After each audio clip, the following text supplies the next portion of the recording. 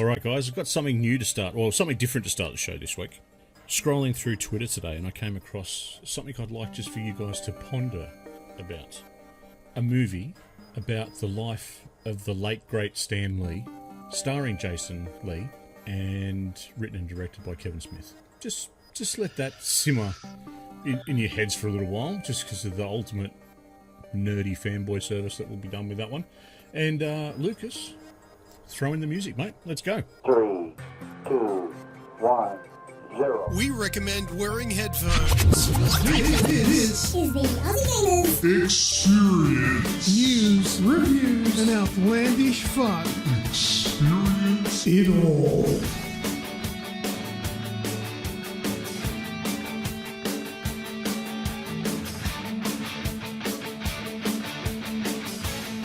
What's up, everyone, and thanks for joining us for episode 248 of the Aussie Gamers Experience podcast. Today is Tuesday, the 5th of March, 2019. I am your host, Snoogs, and joining me for hosting duties this week, a big welcome back to Remutha and Grejio. How are you guys? Better. Better? Healthier. Stronger. Getting They there? have the technology. They can rebuild us. And they have. Or at least me. I can speak for myself. You've been rebuilt a little bit? Yeah, so I had a virus last week. And it knocked me out for a good week. I was pretty much in bed all week. But yeah, I'm back on my feet. I'm back at work.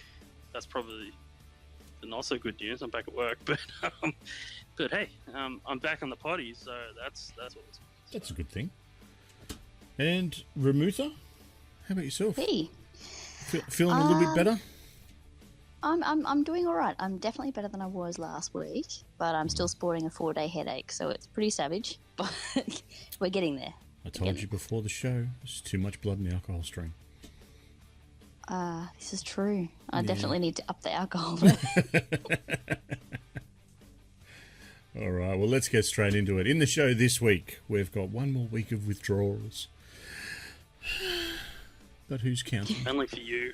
The greatest ever turns 19. That's a mighty fine brick you've got there. Apex keeps going from strength to strength. Our freebies for March, and of course, much, much more. So let's jump into it. This week in gaming, we're going way back. Doesn't feel that long ago for me, because I was 21 at the time. Back to 2001, we have the release of Conker's Bad Fur Day. Oof. Did either of you guys play that? No. No. No. Well, neither did I. I haven't even played it. Released back in 2001 on the N64. Developed by Rare, published by Rareware.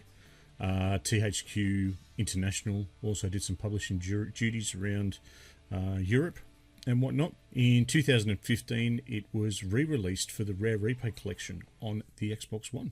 Kaz has joined us in the chat. Apparently 21, that was 60 years ago. I'm not that old. I've shaved my head, so the grey doesn't show up so much.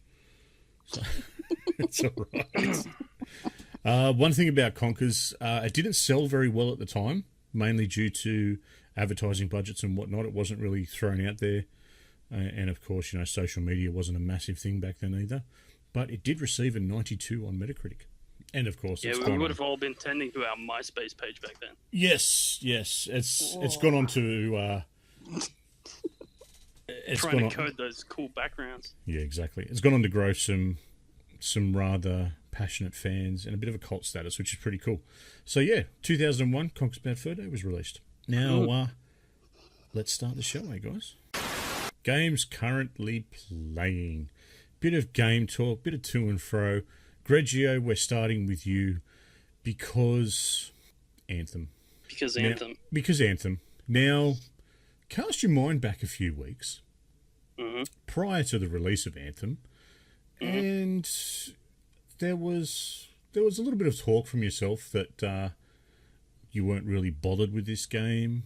It was you could see a lot of the issues that Destiny 2 had, and in the greater sort of scheme of things, a lot of the looter shooter style games have had in the past, or just even recently. But you've gone on and smashed it. Let me just clear up that introduction. I don't think it was that I wasn't all that interested in the game. I was interested in the game. I was just concerned. I think the I was going actual to wait. wording was that you were going to wait for it. You were going to wait, I was a couple of months I was before you gonna tried wait. it. Yeah. Exactly. Now, I have to put a caveat in this. I still haven't bought the game. Mhm. I have played a copy that Lucas has. Yes, a very put big on the age. Yeah, a very big thank you to EA Australia. We've reviewed it, and they gave us a copy to try out. So we've all had to go with that copy. Yeah, so I haven't gone out and bought it. I have stuck to my guns. So what I've done is I actually have written down a plot outline of details about this game. I'm going to try to stick very closely to this plot and not waffle and digress and get onto tangents. So, All right. because I know Go. that this has the ability to do that. So, let's talk about the game itself, the gameplay. Let's start with that. Yes, let's. So, I'm very interested to see your opinion of it. So the gameplay itself, the combat is solid. I can't fault it. The guns feel good. The flight mechanics are really, really solid. They're amazing, actually. I love them. Like, I don't know of a game that's pulled off this kind of flight dynamic.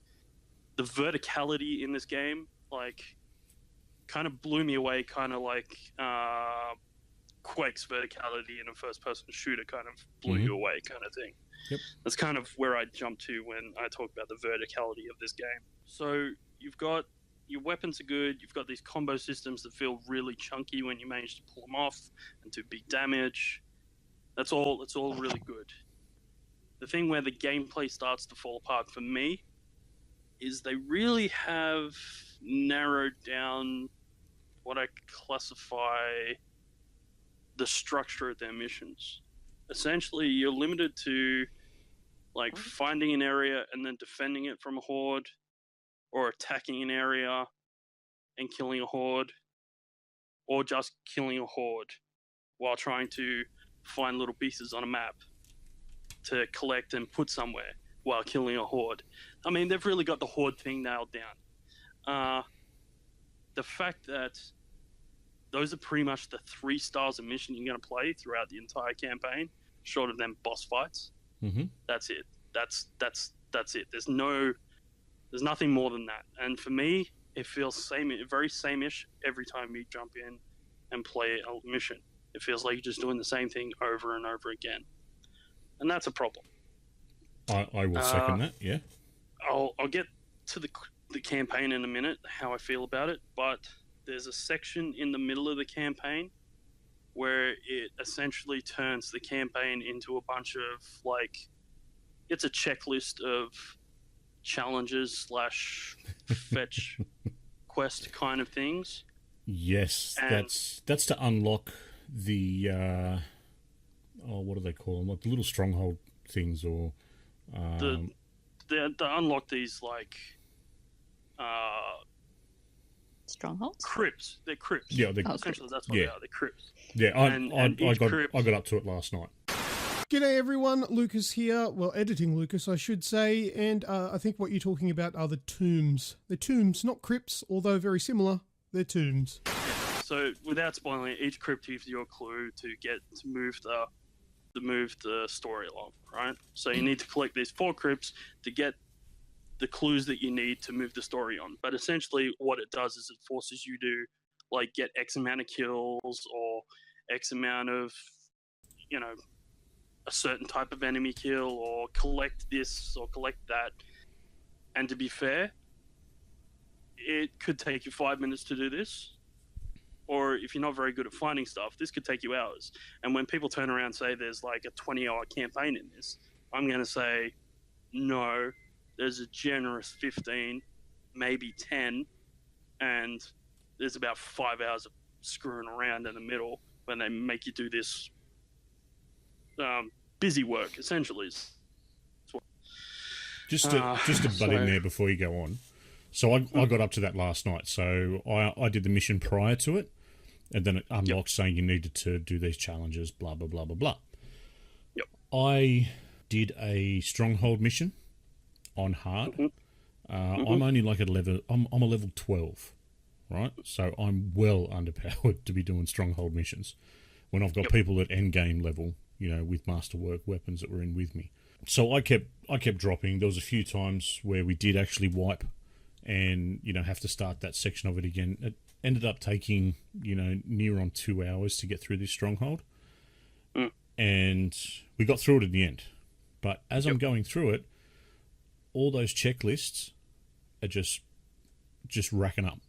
So it's every couple of minutes another thing would come up, saying this is done, this is done, this is done.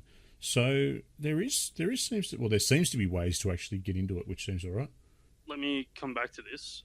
So originally when this game dropped, there was a thing where you had to complete them yourself. So if you were doing them, say you were going through the story with a group of your friends.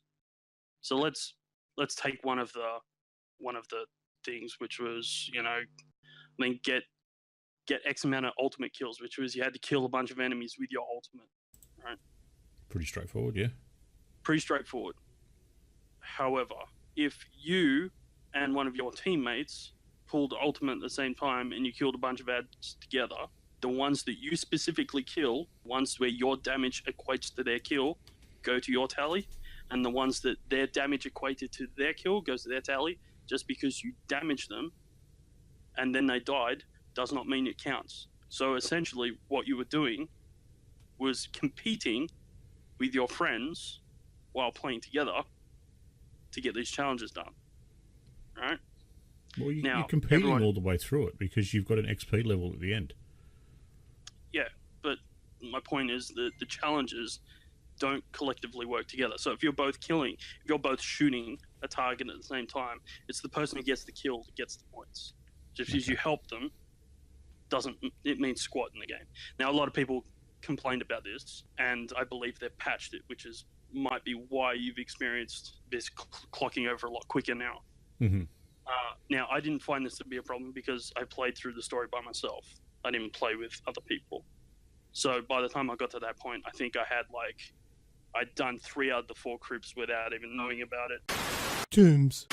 And the third one, I had to just go through and finish up some challenges. But still, that was still a couple of hours of me screwing around to finish that stuff up because it wasn't stuff that I would have just done normally in the game. So it's a bit of a problem, but at the heart of it, and regardless of whether they've made it easier to do it or it's still as hard to do it, is irrelevant. For me, it's just laziness. It's just busy work. It's not an actual mission. This is padding, and the worst kind of padding, in my opinion. So there's that. All right, so that's the gameplay kind of out of the way. Yep. Load screens was the next thing a lot of people have been talking about. Me personally, I did not experience too much problem with load screens. There's a load screen at the beginning of the mission, and I think Lucas talked about this in his review and even last week. There's usually a load screen at the beginning, and then there's actually very few load screens outside of that. Now, when you're in free play, you have a big load screen that loads up the area, and then the only time you pick up another load screen is if you enter what's called a hidden place, which is kind of like a little mini nest kind of thing. It's an underground area, yeah. Yeah, like an underground area, but it's a nest of bad guys, essentially. Yeah. Now, I can sit here and compare this with Destiny and go, Destiny did this better and just went, there was no load screen. Like, they have those same nests in Destiny 2. Now, every time you'd have you might have a lag period where your character freezes for a bit while it loads, but essentially it feels seamless going between the two. You walk in instead of run. Yeah. Yeah, exactly. Or you'll be running in as a group and one of you will jam up and the others will keep running. And then next thing you know, you're free to run. Now, if I'm going to make the comparison, the map for free play in Anthem 1 is huge and massive scale. Like, it is ridiculous how big this map is. Yep. Especially compared to somewhere like Destiny 2. or any map in Destiny, you can pick the biggest map you like, and it's dwarfed, it's eclipsed, and like I said, it has verticality, like scalable verticality. There's parts of this map I actually stopped and went, you know what? I actually have to just look at this for a second and actually take in the scale of how small I am in this one area. This is massive. So in that, it's impressive. And to be able to have that load and then to have all these other little nest areas, I get it. There's going to be load screens. You can't get away from that. So I think it's forgivable. I don't think it's as bad as people are making out. They've obviously done some patches to fix up some of the unnecessary load screens that were ruining people's games in the beginning, in like the day one and stuff like that. I didn't experience any of that, so I'm going to assume patches have pretty much fixed that up. Yeah, they definitely have. Day one was, let's just call it frustrating. It wasn't too over the top, but it was there. Now, I'm just going to jump in here when it comes to connectivity and issues and things of the like.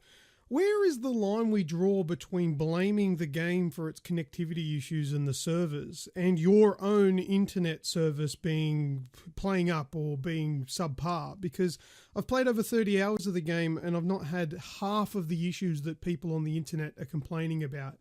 Is it possible that maybe I'm lucky? Yes, I guess, well, it is. But is it also possible that these people having these issues just have shit internet? Maybe. I don't know. Just a thought. Back to the show.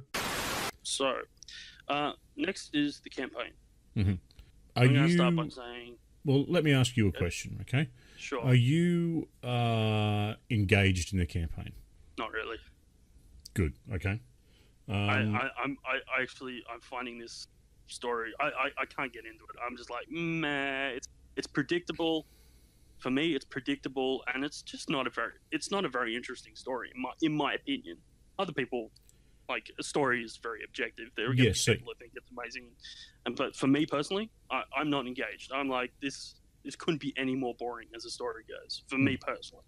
See, I think the big thing for me and my side when it comes to the story is it's the setting more than anything else. I'm very much boots on the ground and those sorts of games, and just the whole sci-fi. I should be much more into it. I've enjoyed the gameplay. I've not had any issues. I've had very minimal in regards to dropouts.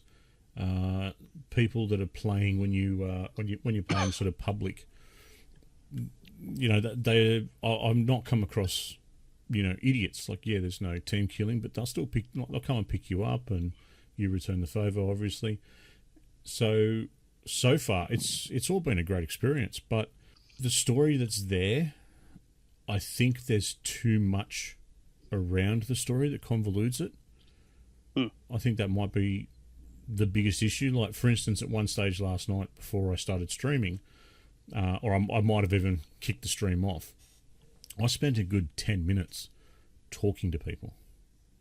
10, 15 minutes of going through little back and forths that really, I got to the point where I was just skipping through because I just wanted to play. Yep. So it's... I completely understand. You can understand where I'm sort of coming from? Yeah, no, totally. Yeah. It's all necessary, and I get they're trying to make the world feel, full and alive in their own way. I guess they're trying to get that lore in little bite-sized pieces, like Destiny did with their Grimoire, and they're trying to keep it in the game, and they're trying to keep it through talking to NPCs. But some of it is just dry, and some of it is just hard to get through. Yeah, like there's side missions that have sort of like a bit of a pull on the heartstrings. You've got to go and relight a fire at a shrine or something along those lines, and that was good the first 2 times that I did it. Yep. But and this is what I'm talking about with this. It just got a little bit, got a little bit long in the tooth. Just a little bit. Yep. But that being said, mate, you've now finished the story, haven't you? Yes. All right. Staying away from spoilers, how did it wrap up for you? Like, did it feel complete? Did it feel finished? Obviously, there is endgame No. there, but No, the story itself. not really. So in doing so, and I guess I can see where this is headed. Without spoiling anything, it kind of does diverge into the story does split a bit towards the end. And one of the splits gets tied up, and that's obviously the main story arc they want you to follow. But there is another one that's arcing off, and that's obviously for a later time and a later story that they want to tell. But I just felt, I don't know, I don't know. It just felt a little bit ham-fisted. It was almost like, yeah, no, we're definitely coming back to this. Just ignore this now that we've drawn it out to as far as we want to. Just ignore that and now go on with this kind of thing. And I felt it was a little bit ham-fisted in the way they dealt. Okay, so they've left it for room to grow, pretty much. Yeah, look, they're leaving meat on bone because this is going to be their, I assume, going to be something they're going to invest time, and there's going to be more story arcs, and there's going to be more lore to explore. That's the idea of looter shooters. You know, they're not a 5-minute play. They're a time sink. Destiny 2, it wrapped up the story. Like that first part of the story, it wrapped it. And it left you feeling accomplished and positive and looking to do more. Well, it did for me anyway. Destiny's really good at it. As much as they're bad at telling stories, they at least know how to enclose the story and go, all right, this is a story arc, this is wrapped up. And they still have a lot of other threads to pull from to create other story arcs without these sort of ham-fisted, this is a story arc, but we're not gonna go here right now. Okay, so it's just missing that ham-fisted setup. It's missing that final piece. Yeah. Well, what about the? Have you played much of the so-called end game? All right. Well, before I walk away from campaign, there is something I want to touch on that you guys touched on last week, and I have an opinion on it. So you guys talked about silent protagonists versus talkies. Yep. All right. So I find it interesting. Right. You both like talkies. You don't like silent protagonists. But you also admit there is a bit of anonymity in this character, which essentially is designed to allow the player to slip into the person, to make them their person. Because a looter shooter should have a character that you play as that is you. That makes it feel like you. An avatar of you. Yeah, and that's why the character doesn't have a name, and they're just referred to as freelancer. See, now for me, this is the perfect reason you have silent protagonists. Because the moment you give that person a voice, they're no longer me. They're a voice. They're a person. They're an actual character. Even if they don't have a name, they're still a character. They're not me. Destiny, I invested a lot, and the character was me, and I owned the character. Even in real life, it was me because I created the armor set. Everything that you could create around that character was you, and there was nothing that was added to that character that you didn't add. But the moment that you give that person a voice, all of a sudden, for me, they're not me anymore. They're a character in a game that you play. So by not giving them a name, I actually feel like they've gypped me. They've half-heartedly tried to play in both playgrounds. They want a character that they can build and shape and be who they want it to be, but they also want you to take ownership of it. And you can't do both in a sense. There's going to be a tug of war. So it's another reason that I didn't feel invested in this story, because it's trying to let me be that person, but at the same time it's not, and I really struggled with that. No, that makes sense. So anyway, so that's my take on silent protagonist versus talkie. Now, if you want to talk about endgame, I want to talk about economy, because that's going to be kind of a main. Well, they very much tie in together. Yeah, exactly.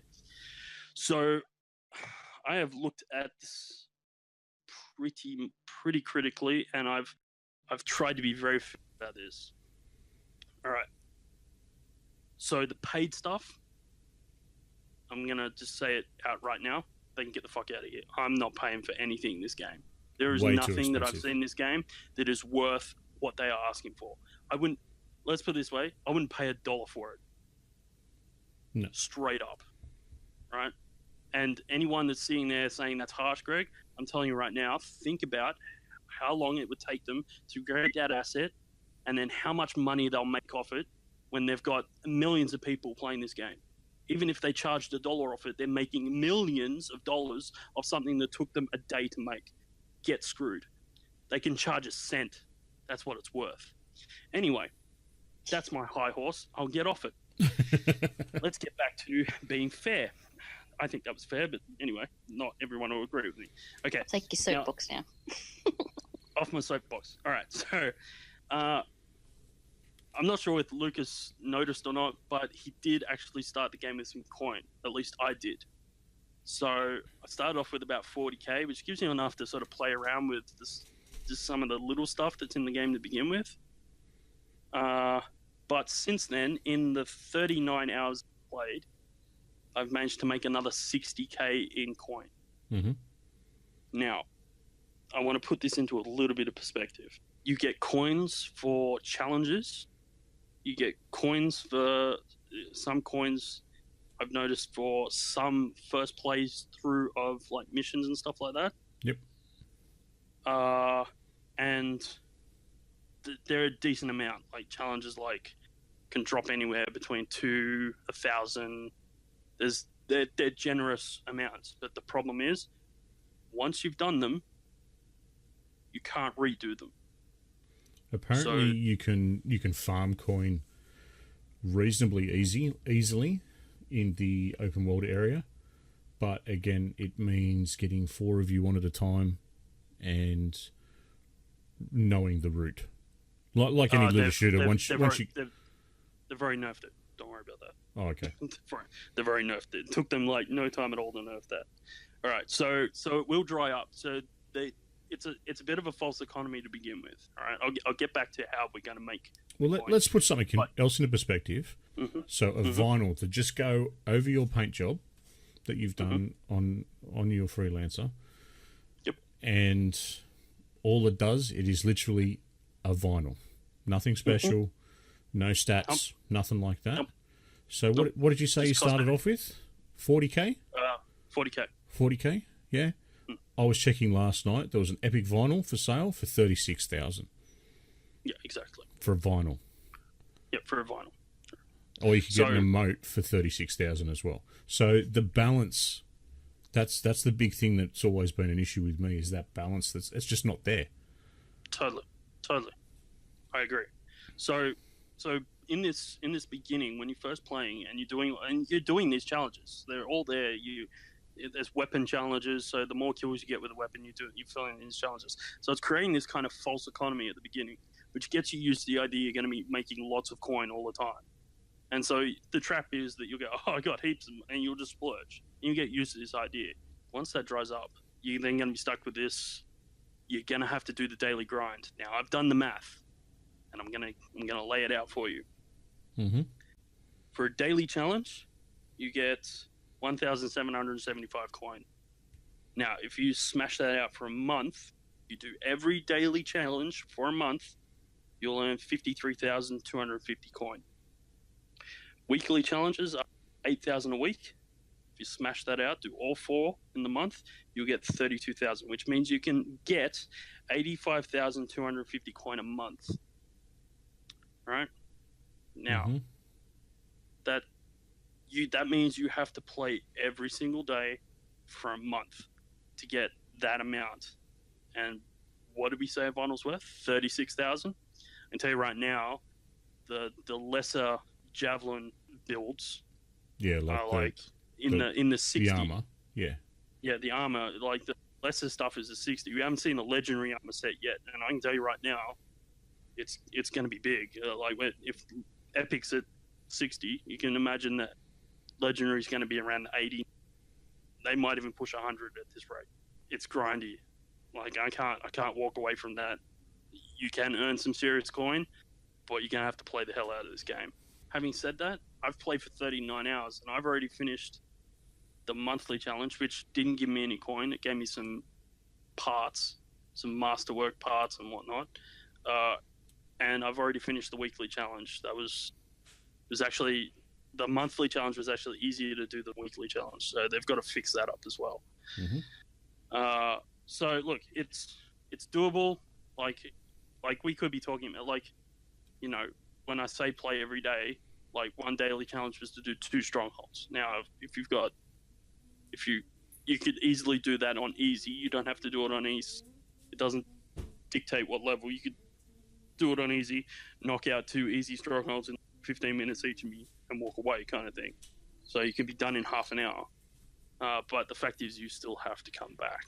So yeah, so that's the economy. As for the end game, I haven't played a lot of it, but essentially it's going to come down to you can redo campaign missions, it'd be side quests, contracts, and strongholds. And really, the only ones you can do are contracts and strongholds, because they're the only ones that are actually going to get you the loot that you really want. And to be fair, it seems like strongholds are the fastest way to do it, so everyone's just grinding out strongholds. And when it comes to strongholds, they're all doing the tyrant mine because they can knock. It's incomparative. The other 2 take too long to do it. Most people are finishing tyrant half an hour, so they can smash out a stronghold every half an hour, as opposed to the Scar Temple, which is taking, I think, like 50 minutes, and then the Heart of Rage is taking longer again. Okay. So it's the same amount of loot drop. That's the other thing. So people are like, screw that, it's tyrant mine. So that's what everyone's doing, smashing out tyrant mine.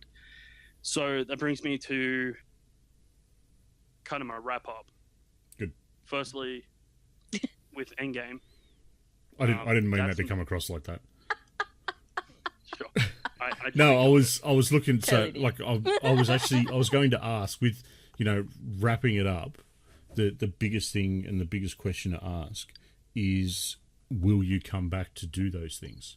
My first thing I want to say is contracts and strongholds are not enough to keep me there for the next 3 months until they have a content drop.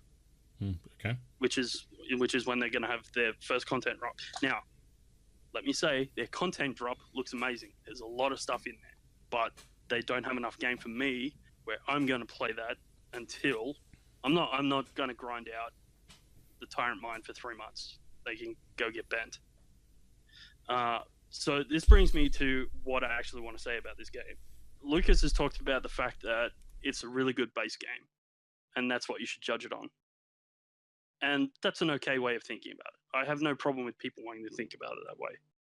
For me, though, I look at their content drop in the next 3 months, and for me, that looks like the full game. And I don't think that it's okay anymore that we accept that publishers drop half a game on us and then expect us to be okay with drip feeding us the rest of the game. That's not an attitude that we should be saying is okay.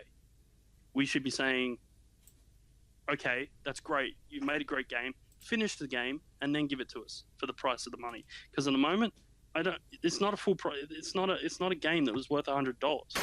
All right, I've been sitting back here listening to this while I'm editing it, and I've got to jump in. What the hell are you talking about, Greg? Why does a game like Anthem, Destiny, The Division sit on a different pedestal than any other, say, single-player game? If you've got a full single-player campaign that is, whatever you said, 10, 15, 20, 30 hours long, how is that not a full game? Why is this only worth $50? When you go and get yourself, say, a single-player game, let's name something like the old school Call of Duty games, or, hey, The Last of Us, or something like that, where it's, oh, hey, what about God of War, for example? Those are single-player games. Once you've played that 20, 30-hour campaign, if they are that long, that's it. That's the game done. Yeah, there's a little bit of side stuff and collectibles to go and get, but they're $100 games. Why is it okay for them to only give you that amount of game for $100, but then a looter shooter needs to give you all of this extra stuff for it to count? I'm just looking at it from a big picture. It doesn't really make sense to me, that kind of argument anyway. All right, back to you guys. I'm very sorry you guys don't have a chance to come back at me because I'm editing Lucas, but them's the breaks. Goodbye. It's a game that's worth $50. And the other $50 is still coming.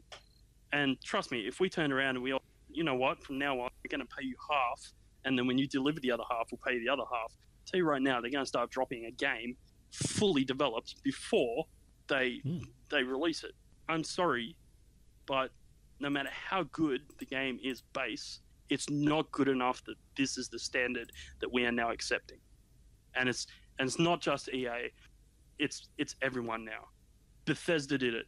I mean, Fallout 76 is a joke. Destiny, Bungie did it with Destiny 2. I'm telling you right now, the first 6 months of Destiny 2 was Destiny 1.5. That's not okay. That's a joke. And EA with Anthem are doing the same thing, and that, for me, is a joke, and people accept it. Now, you can have an argument about whether, because people accept it, it's okay or not, but for me, it's not okay. Once again, the other thing, and I'll finish on, a lot of people will sit there and go, well, Destiny was a mess when it started, and Division was a mess, and by the end of 3 years, Destiny was a really good game. Well, great. EA should learn from that, not copy it. That's the big thing, isn't it? And after 3 years, you've put another $150 into it. No thanks. Yeah. Yeah. Yeah, that's right. Yeah. So, Anything to add, Rem? so yeah. Well, I haven't really had enough time with the game to speculate, but I might have thoughts another time. Alrighty. Well, we'll keep going with you, Rem. You've been playing some Dying Light. I have. Yeah, some guys talked me into playing Dying Light, an old game. I'm going to give them shit because, one of them listens to this podcast. Hi, Dan. Yeah, they talked me into playing Dying Light. I'm not exactly a zombie game person, but this is genuinely fun. I'm enjoying it. I'm still trying to get used to this whole repair my weapon instead of just, pick up a new one, because so many games have been teaching me to do that lately. Yep. But, yeah, no, it's great fun. I did have my controller break soon after starting to play the game. So, basically my parkour button. Yeah. Gone. That's the... My jump, parkour, all those essential things to get away from zombies. Not working. So I had to switch controllers. Thankfully the other one's okay. But yeah, it was not much fun. We also tried out the zombie mode. The name's escaping me at the moment. It's terrible. The zombie. Be the zombie. Yes, I know, obvious name. And that is, oh my goodness, that is great. That is great fun. I had my turn as the zombie, and dude, it was like Spider-Man was coming back to me. So as a zombie, you've got sort of these vines that shoot out in front of you, and you use that to sort of grab at a building or a surface and pull yourself quickly across. So you're literally, just like Spider-Man, you're jumping off a building and like lassoing your way through. And I just kept like lassoing around and around and around these poor buggers, trying to be super stealth. And yeah, it's fun, man. I had way too much fun just doing that, let alone trying to kill them.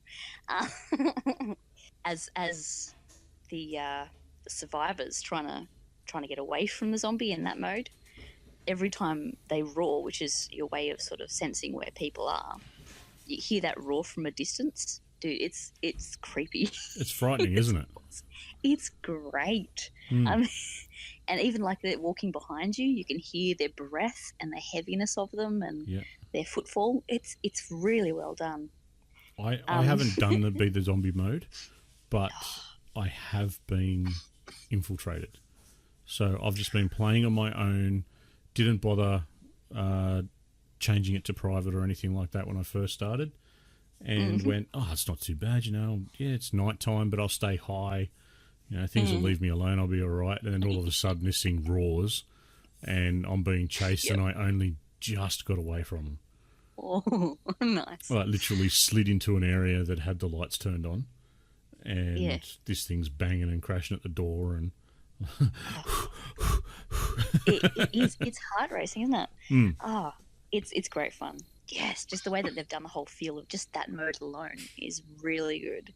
As the zombie, you feel powerful. Like, even if you're really bad at it, like I am, you still feel powerful. It's kind of like Jason from Friday the 13th. You just have that sense of power, and you're a scary mofo. But it's great. And as for the single-player campaign, I've received a rather nice little help me up from the guys, which was great. So, instead of beating the zombies with a bent pole or pipe 100 times to get them to fall, I've now got like these mad knives and yes, Lucas did the same for arrows. me. Yeah, it helps, dude. Yep. That one shot, just being able to slice them in half instead of sitting there repeatedly beating them. So much more fun. It really now feels like a hack and slash instead of just me going, shit, all the time. Instead of just running away. I've got one that'll Yeah. cut them and then set them on fire. Brilliant. Nice. I just retreated to like sitting on top of cars and just like crouching and banging the heads of these zombies before I got the knives. So anyway, I could beat them. But it's great fun. It is such a good game, and obviously this is all sort of a bit of hype for Dying Light 2, which is coming out in the not too distant future. No, not too far away. Yeah. So yeah, that's been a bit of fun. Awesome. Well, I'm going to jump in with my little play over the weekend. And I got quite a few more hours into it this time. But the Division 2 open beta was on. And at the start of the show, one more week of withdrawal, because this time next week, I will be playing the Division 2 in all its glory, because I have not had an issue with the beta, with either of them, really. The original private beta had a lot of sound glitches, things like that. This open beta, I didn't really have any problems. Played it for probably close to 10 hours in total, and was just fun. Nice. That's Does probably it feel very similar? Sorry. Yeah, well, that's the big thing about it, and it's something that a lot of people are talking that it just feels like the first one. That's okay with me. I was going to say it can either be a really good thing or a really bad thing, but Yeah, I enjoyed the first one, and it feels very samey, but there's also a lot of new mechanics that kind of freshen it up a little bit more. So, for instance, you have your base of operations that you sort of go out from, but you've also then got areas within the map that are little strongholds and little communities. So you go into there and you've got to, they've got hydroponics set up, they've got, areas to get food, they've got areas to do this, that, and the other. And you've got to help each of these communities to get that area back under control. So they might need steel for something, so you've got to collect steel to give back to them. So it's got all these sort of extra mechanics that weren't in the original. okay. And you've got, the standard sort of stuff where you have the missions, the side missions, the safe houses, all littered throughout the map. That's all the same. The world itself is so much more alive. You've got animals running down the street, whether it be dogs, rats, birds, deer. Everything is shootable, by the way. I was going to say I've shot a dog in the first one. Yeah, because I didn't believe I could do it. I tried I everything. honestly didn't think it would work. I dropped. I remember seeing that poor corpse. Yeah. Yeah, It's terrible. I regret it to this day. I do. I dropped an eagle the other night. Oh, nice. Yeah, Wow. because again, America's going to be pissed off. I wanted to see if you could. So it was flying up in the air and it was bang. Oh my God, it's coming right for us. You killed freedom. Took it out. The Dark Zone. The Dark Zone needs... The Dark Zone's going to be the Dark Zone. So same thing. The only way that I enjoyed the Dark Zone, I enjoyed the PvP, because it's...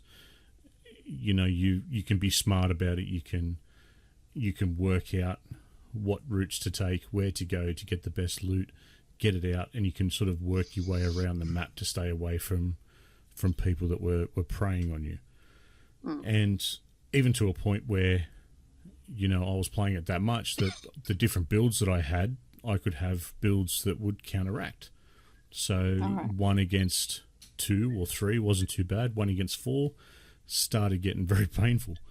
But there was always that opportunity there. But that was because I knew it. I knew the builds. I knew what I needed to do. I knew where to go. I knew how to get away and all that sort of stuff. So there's a few things that they've done in regards to the Dark Zone. The Dark Zone as a whole needs a big balance. There's no two ways about that. There were still roving gangs, even in the beta. But then again, there were also roving gangs that were helping people in the beta. So I played most of it by myself and was in the Dark Zone by myself, just tooling around, doing what you do, and got dropped and someone would come and pick you up, which I thought was really cool. And so I ended up going and running around with them as a group of 5, which was awesome. Nice. Until it come to time to extract, and I disappeared real quickly. Just because there's only 4 bags go on that zip line. So the whole thing needs a fix. But one of the big changes is at the save point. When you leave the save point, there is turrets set up outside. So if any enemies or any rogue agents come near the save points, because that was always a big problem, they'd camp the save points or the spawn points so that when you came back out, they'd be on you again. Yep. So anyone that's doing that, there's very high-powered turrets in these areas that will just mow them down. Nice. So I think that's probably one of the good things. And then, all in all, and a good overview of it, it feels good. I'm sure it will have its teething problems. I'm sure there'll be a lot of calls for different things to be fixed and tweaked and changed and whatnot, but it kind of, even being Australian, being on the other side of the world, that idea of running up the lawn of the White House to take it back from an enemy that's trying to storm it. There's something about that to start, like that was in the start of the beta, and assumptions would say it was the start of the game as well. It fills you with that sort of purpose. So I quite enjoyed it, and I'm looking forward to it. Sounds like they're on the right track then. Very much so. I think they've learnt a lot from previous.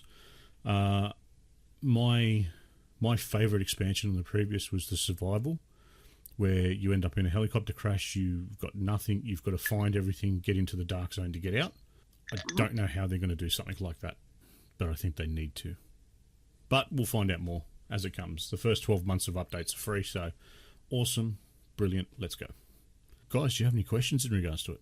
No, well, I played the beta when it first came out, and it was, as I expected, it was pretty much Division. It didn't feel different at all, so I just sort of went, cool, I can walk away from this one guilt-free, because don't get me wrong, I enjoyed playing the Division and in the beginning, but once I reached endgame, I wasn't interested after that, so I'm not going in. I'm not buying into this one for that reason. So, fair enough. All right, mate. We'll roll on with you for some Carmageddon max damage. Yeah.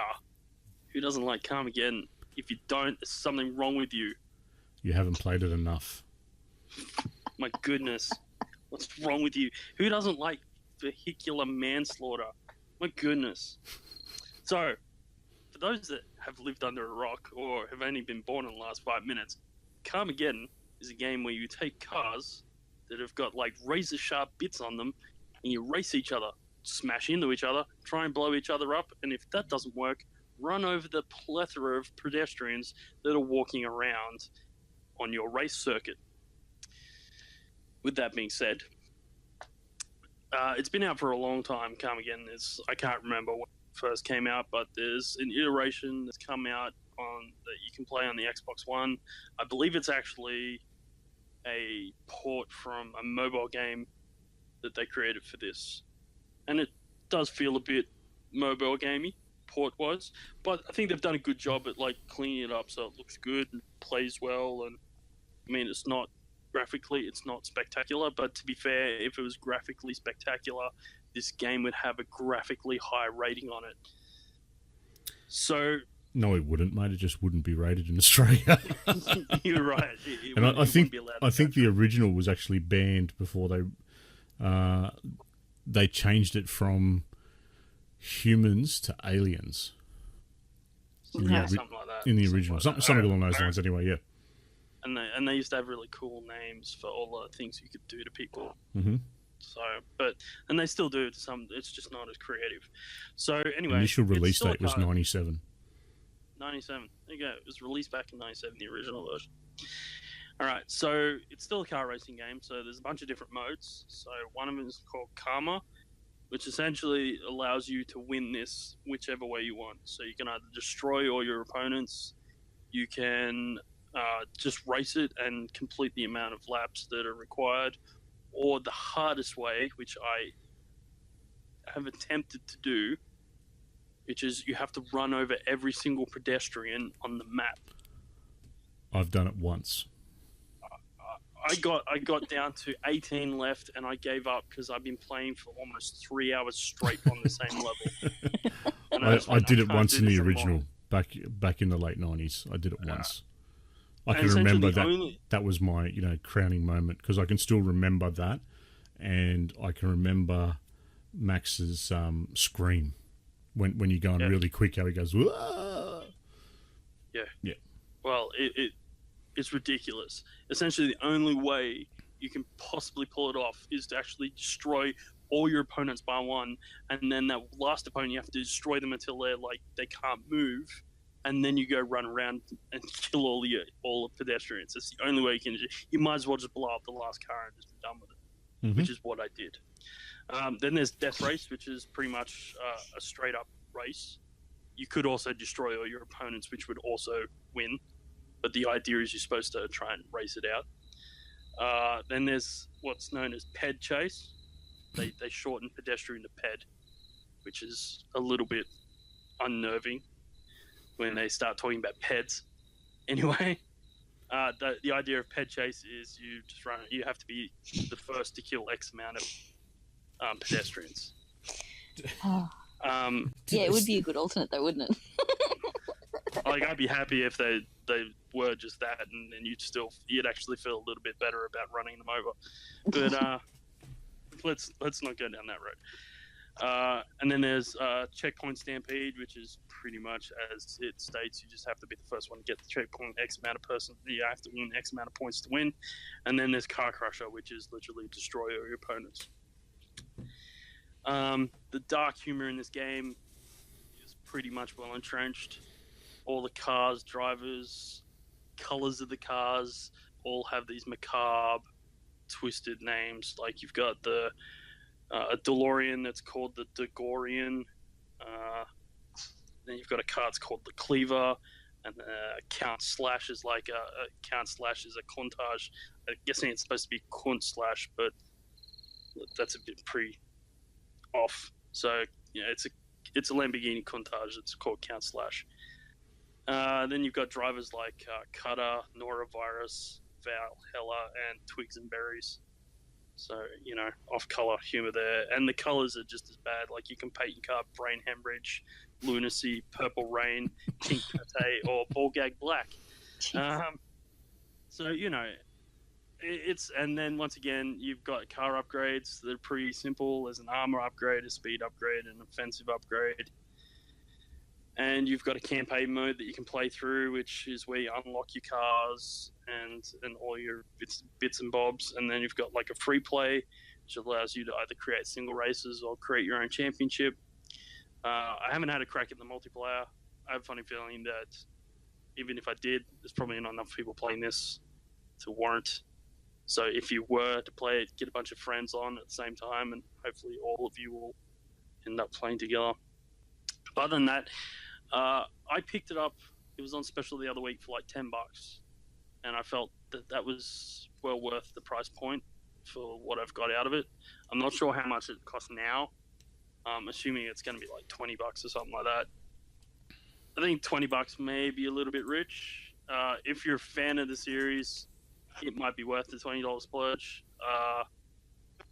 But if it pops up for free anywhere, or keep an eye on it, if it comes up cheap again, I suggest it's definitely worth a $10 buy and muck around in. It's good fun. You can still do all the awesome stuff. There's power-ups that you can pick up, and they help you destroy cars or destroy pets, or and there's still all the combos you can do, like you can smash peds into walls and stuff like that. Is there still and it comes up cows? with witty. Yeah, there's still cows. There's cows you can run into. There's there's bears. There's a big grizzly bear that I ran into the other day. Mhm. Just depends on the level you're playing, but yeah, there's animals. So Right. yeah, look, Currently on the Xbox store, it's $26.95. yeah, look, I'm going to suggest that's probably a little steep for what it is. Mhm. But definitely keep an eye out for it if it comes out on a special, like a Black Friday sale or something like that. It'll definitely halve in price for sure. And if it does jump on, I think it's worth $10 or $12. I've gotten $10 or $12 value out of it. It's pretty good. It's nostalgic for those that remember it. That's really that's part of the fun, isn't it? Yeah, it is. For me, it's the nostalgia. So Alrighty. Well, that's it for Game Talk, everyone. Unless anything's dropped into your heads as we've been going along. no, not really. No? Just Forza Horizon 4 is the only other thing I've been playing this week. Yeah, you've been playing that for 12 months. I got nothing to tell you there. So. All right, guys, let's jump into some news. I'm going to kick it off with the freebies for this month. So, Games with Gold, we've got Adventure Time. Come on, grab your friends. Oh, I've been playing that. The Pirates of the Enchiridion. I could never get it right. Incredian? Yeah, that works. Yeah, Anyway, something like that. it's on Games with Gold this month. Get it, play it. If you're a fan of Adventure Time, you will laugh constantly. So much fan service. Yes, so much fan service. There is a review on our page, so double check for that. And yeah, just enjoy. It's nice and good just to have a bit of fun. Garden Warfare 2. I'm not sure about that, being that Garden Warfare started off as a mobile game, yeah? Yeah, hello, testing 1, 2. The Garden Warfare games weren't technically mobile games. Plants vs. Zombies was the mobile game, and Plants vs. Zombies was turned into a console game, and they called it Garden Warfare. There you go, back to the show. Yes, yeah. It's gone to all sorts of places. Okay, well, I've got it. I'll have a crack of it. I believe these are all available now, and definitely by the time you're listening to this. Star Wars Republic Commando from the original Xbox. A lot of people are cheering for that one, but... Yeah, I'm hearing a lot of excitement, but I've never played it. So I'm told it's very good as a multiplayer. Yeah, I played it when it To be was fair, new. it's a Star Wars game. We all like Star Wars games, Yeah, who doesn't like Star Wars? unless it's Battlefront 2. Battlefront 1. Either. And rounding it off, the 360 game is Metal Gear Rising. Did you play that Metal Gear? No. No? I don't think that's one of the ones I played. Yeah, I that played a was one I couple, but missed. that's not one. Yeah. Yeah. No worries. Yeah, well, those are all available now for Games with Gold. So jump on and grab them. The PS Plus titles for the month. Now, the PS Plus titles, it is one fantastic game. Absolutely phenomenal. I can't believe we're getting it. I am so happy we are. And then another game, which is an exceptional game in itself, but it is frustrating, for me anyway. But there is only two. Now, I'm happy with both of them, but given that the PS3 and the Vita games are no longer there, and the Vita games were, cross-buy or cross-play with the PS4, and some PS3 games were as well. And, yeah, now we've gone back to just two. I'm not sure how I feel about that yet. The two games that, of course, are The Witness, which is the frustrating one for myself, and Call of Duty Modern Warfare, which I think... have to admit, I'm about that. You what? I'm kind of jelly about that. Kind of jelly about it. Yeah, I mean, I do have PlayStation. I guess I could just You download could it. get it. It's not really a reason to be jelly. Yeah, I'm just about to But say. it's not on X. But Hit download. Just download it. You've got one there. Download it. Come play with us. Yeah, Lucas and I had a little girly squeal moment when we realised we can play multiplayer together again, which was pretty awesome. So that's going to be a lot of fun. But yeah, anyone listen along, and you two guys as well, did you expect anything more than having just the two? Like, I was expecting a third PS4 title. I wasn't expecting, but it would have been nice. It does feel a little bit hollow with only two. And I think potentially bringing in another one would have been a nicer transition from, I guess, 4 down to the 2. It would be nice to sort of just, even if it's something small, just to sort of pad it out just a little bit, because it does feel like a massive drop. Yeah, it kind of feels like a Band-Aid's been ripped. Yeah. You're like, But, yeah, and it's kind of like, me, I want a lollipop. and took to all make my it feel hair better. away. Yeah. for me, I'm not surprised, but at the same time, I agree. It could have been. It's a missed opportunity. Like, they could have quite easily decided that instead of having like a third AAA title, they could have slotted that for, say, highlighting an indie game for the month. Then they're not. I mean, then they're not giving away something that they believe is, wholly worthwhile. Like, no, that's the wrong term. Sorry, let me rephrase that. Something that isn't the value of a AAA title, so worth that amount of financial cost. But at the same time, they're supporting like an industry, and still meeting sort of a little bit of expectation of the people that they're servicing, essentially. Yeah, that's a legitimate point. I think that actually would be a wise way to go.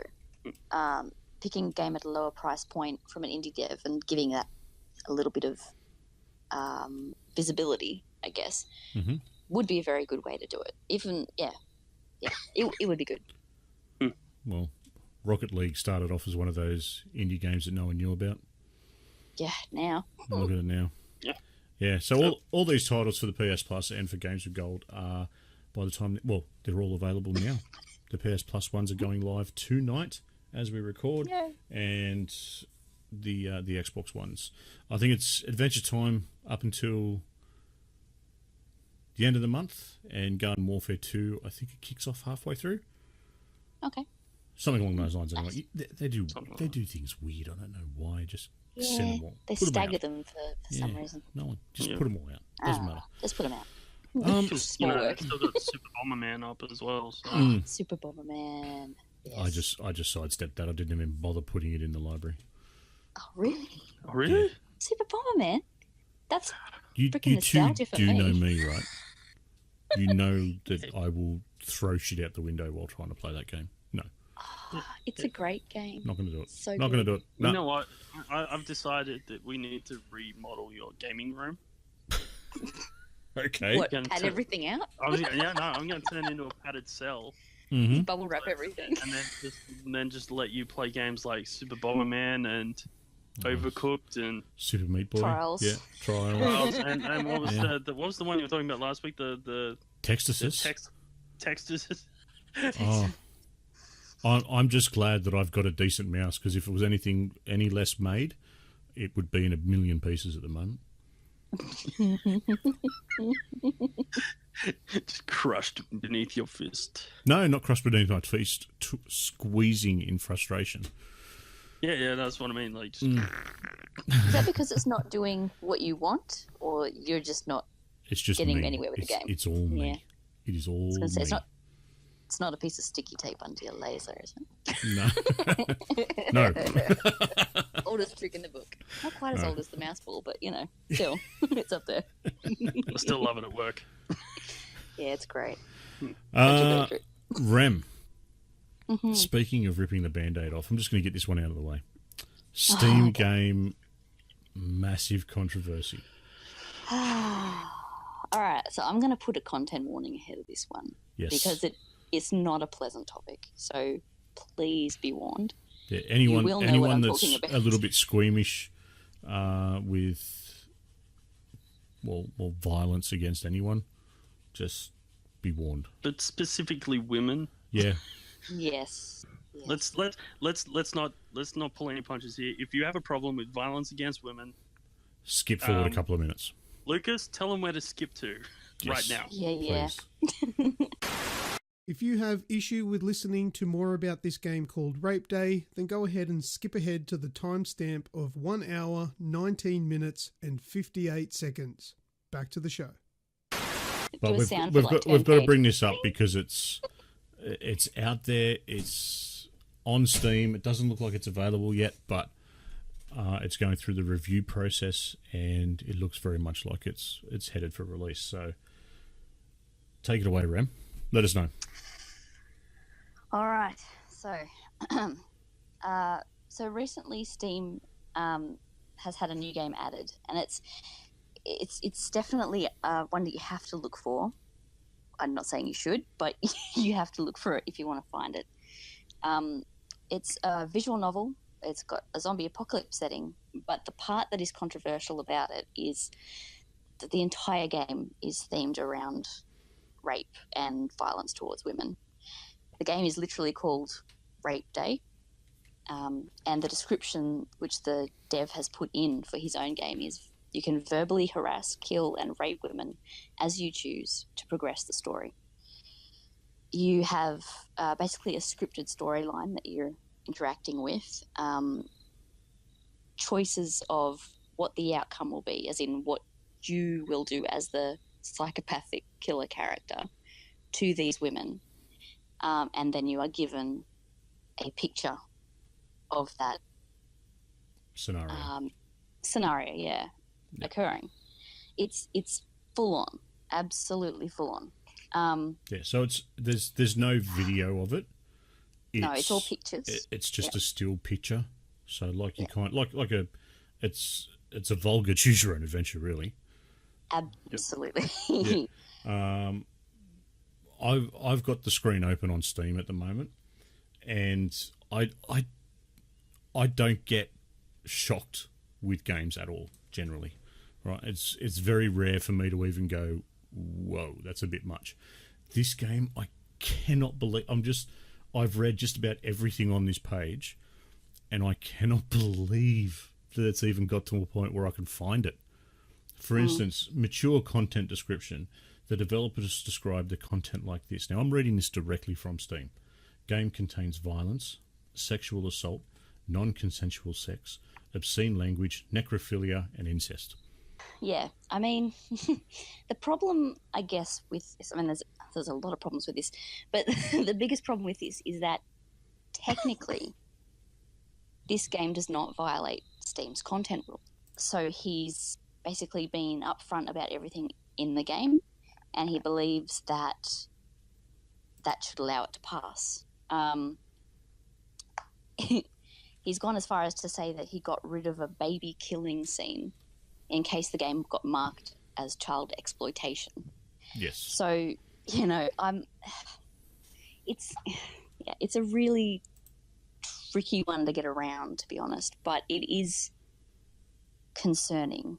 The dev's argument for the game was basically you can't consider banning rape in fiction without banning murder and torture. I mean, it's very hard to sort of talk about it without getting really sidetracked. Mm-hmm. What really kind of surprised me about this is, so in order to find this game, you have to log in, you've got to opt in for these types of games, and you've got to go looking for it. Yeah, it doesn't But the pop craziest, it doesn't instantly pop up, which is good. But what's stupid about this is that you have to go through the exact same process to find this game as you do to find any game that happens to have LGBT themes in it, which is disgraceful.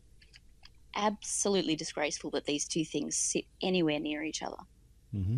No, 100%. It's probably the things that have shocked me the most with this game. It's very much like I said before. It's that choose your own adventure style. You have the choice of murder, torture, rape, and this is where I think it becomes that really bad area that is in the world of gaming because it is that choice, it is that interactivity.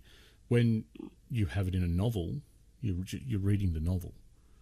You know, you're reading characters on the novel. When it brings into your choice, that's when you're putting a piece of yourself into it. And that's one thing that I always find it's a bit of a hard area when I sort of look at it. For someone like me, I just sort of go, whatever, I would never play it. It doesn't interest me, so it's like, okay, this is on there. This one's probably the worst that I've seen, but I know there's been some other pretty bad ones put on there.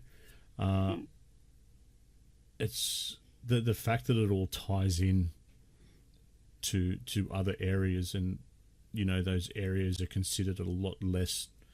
Don't even know how you classify the wording for it. Whether it's a taboo subject, I suppose in day to day, or like there's no taboo associated to them, but there is, you know, to this particular side of it. Or, you know, forgive me if I'm wrong. I'm not 100% sure how to word it, but there's something wrong here. Yeah. I think is probably what I'm getting at. I'm reading it. I'm not going to read anything more out that's on the page. I know how I would argue this, but I am curious to ask you guys the questions. And as a caveat, for all of you that don't know me well enough, I do like to play devil's advocate. I don't do it because I advocate what people are doing. I just do it because I like to flesh out the argument. Yeah. So can this, like, we talk about the fact that, you know, it's terrible because it's got rape and violence against women and torture. However, we've all played a game where torture has been prevalent in the game. Now, I can sit here and say, I've played Grand Theft Auto 5. I played the scene. I chose how I did that dude. And I know you did, Pat. Yep. And I know we've both played No Russian, where we have cold-heartedly murdered people. How does this sit with those games? For me, it's the vulgar nature in which it's portrayed. And like I said, I'm going off what I've seen on a Steam page. Okay, I've seen the pictures. They're horrific. They're horrific. And the fact is, it's take sexes out of it. It is someone that's exceptionally large, overpowering and dominating someone that's small, and destroying that person. Yep. Now, that's where I think it is. And because, let's face it, we all have this ingrown thing about the subject. And we all have this, I suppose, the moral compass of what's right is right. When you look at No Russian or GTA 5, we're very desensitized to the violence. And again, it's part of the game. You know, in No Russian, you could choose to skip it. You could choose to walk through. I know personally, when I first played it, the fact that the skippable option was there made me want to play it to see why it was so bad. To see why everyone was complaining about it, why that option had to be put into the game to get it rated for Australia. And this just takes it to that next level. You know, I don't have any want to play it. I don't have any. Just looking at it, it's that subject is something that's, I think, it's too far left of field. It's too far gone. Like it's not something that you bring up. It's not something that, you know, it doesn't matter which way it. Like I said, take the sexes out of it. It's something that you just don't do. For me, if I was to compare, say, No Russian and this, I would say games like No Russian.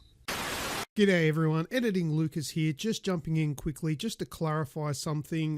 When Rem, Snoogs and Grejio are referring to No Russian, just in case you're unaware, that's not actually a game in itself. No Russian is actually a mission within Call of Duty Modern Warfare 2. It was a level where you basically shot a lot of innocent people in an airport. I'll leave the rest up to the guys. Thank you. Trying to tell a story, and it's for the purposes of the story. They are built to shock, and they are built to horrify in order for us to gain understanding on that situation. This is built to shock, but it's also built to delight. And that, I think, is where the big difference is. Because if you're keen to play this kind of thing, there's a good chance you're deriving some amount of pleasure from that. And that's the concerning part. That's what makes this game feel, for so many people, so threatening, is because there's delight in it. There's, for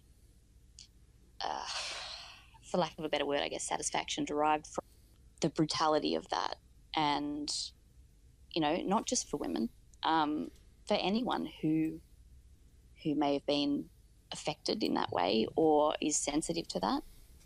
It's horrific, absolutely horrific, and it's not done to teach a lesson. It's not done to gain an appreciation of anything.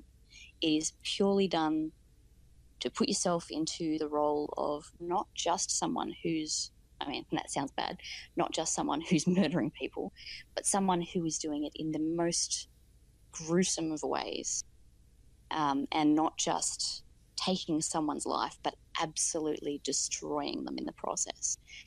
That is where the difference is for me. It's in the brutality of that. And I know that you guys have also played a game from years back that was probably equally as brutal without the sexual content. And, you know, I guess likewise, that's probably why I would steer away from that. any game that has been banned in Australia, I've got my hands on one way or another. Anything that's for violence. It's, you know, there's been a lot of games out there that are just weird and bullshit, and you know, there's a lot of things that have come up on Steam that go down this same path. But I think you've hit the nail on the head there with a lot of those games, whether it, you know, it, like back in the day, Postal's back on Steam because, you know, it is that sort of 8-bitty sort of, you know, top-down thing. It's not violent compared to games these days, and I've got that again. Mind you, it's still banned on Twitch. You're still not allowed to stream it on Twitch. This, you know, I'll read something out here, Lucas. If you want to cut it out, by all means. But it just sort of strengthens Rem's argument with where this is going, and I think Rem, you sort of hit the nail on the head. This part of the blurb: it's a dangerous world with no laws. The zombies enjoy eating the flesh off warm humans and brutally raping them, but you are the most dangerous rapist in town. So it highlights that. Yeah, the game is not about the violence as such. It's not about the zombie outbreak. No, it's that is about, just a setting. It's about this main character taking advantage of the zombie outbreak to commit these heinous acts. So let's call a spade a spade. The zombie theme is to dehumanize the whole scenario, which allowed it to get past censors. Let's call a spade a spade. Well, I think it might be.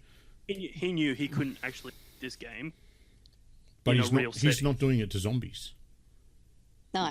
No, I get that, but that's right. But you're right. Got it people, associates any kind of play, any way you can desensitize or dehumanize your targets, or even the people are doing the aggression.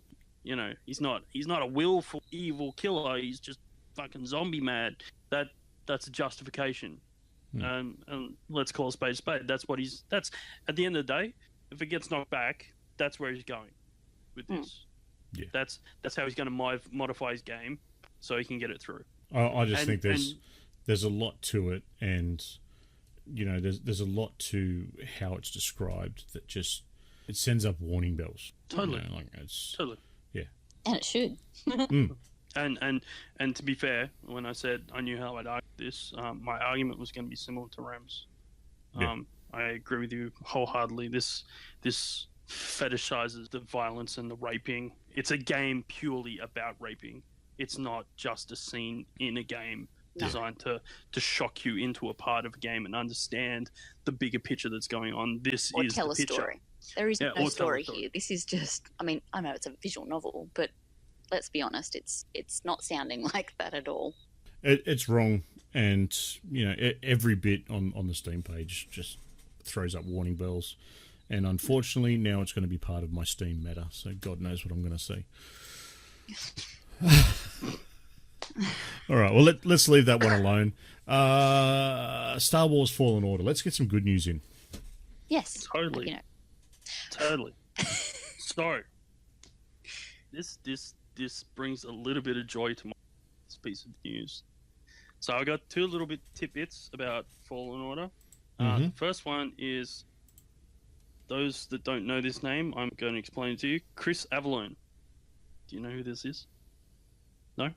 I know the name. Nope, All doesn't ring a bell at all. So he's a writer-designer for games like Fallout New Vegas, hence the little warm spot in my heart, and Knights of the Old Republic 2. Yeah. Also a little warm spot in my heart. Warm fuzzies. He has just finished up his writing for Star Wars Fallen Order, so he's actually doing a chunk of writing, and both those games that he's worked on before have been pretty lore heavy, so you can kind of get where this is going to go, and I'm hoping that's a good sign. The other tidbit I have is there is a reveal set for the game in April at the Star Wars Celebration.